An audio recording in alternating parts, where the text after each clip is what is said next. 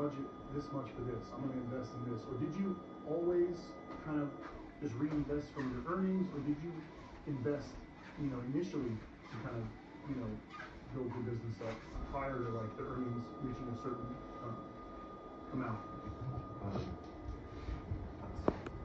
So actually my mom also invested in my business, so she bought in my business and then asked her for that.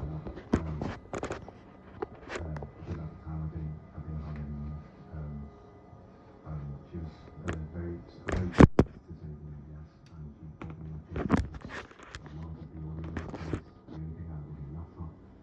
But initially that it was a very small kind of I guess capital needed to set up as a producer.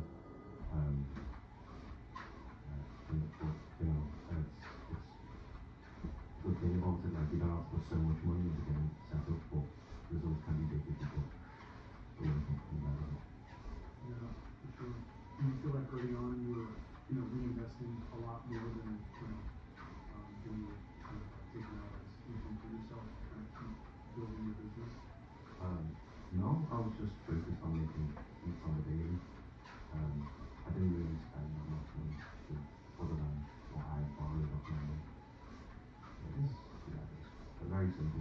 It's just You're one of the lucky ones. Yeah, you're one of the lucky ones. And I think we have to make it very clear, I think, to a lot of like younger creators that not everyone gets to just upload a beat and see success.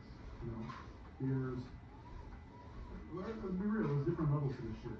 And I think the amount of work that you put into actually creating your own niche lane of music and sound helped you,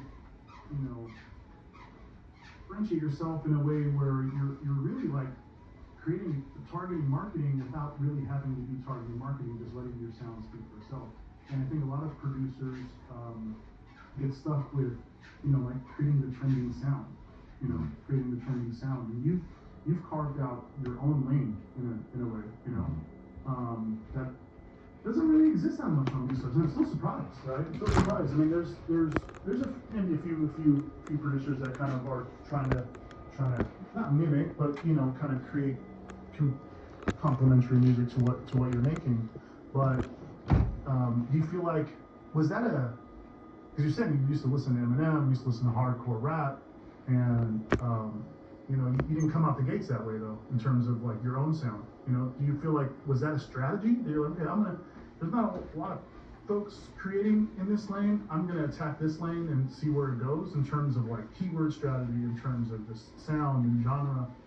Was that something that you initially, strategized with, or did it just happen on accident? no, it was totally unplanned. But I believe it was like a culmination of everything that I listened to as a kid.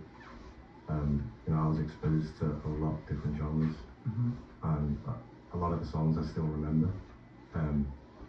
Going up to my teens as well, so that's had a lot. I believe that's had a lot to do in terms of inspiration. But when it comes to actually producing these beats, I didn't want to box myself in, and I like to make beats as I go along. I don't have everything needs to be a blank canvas.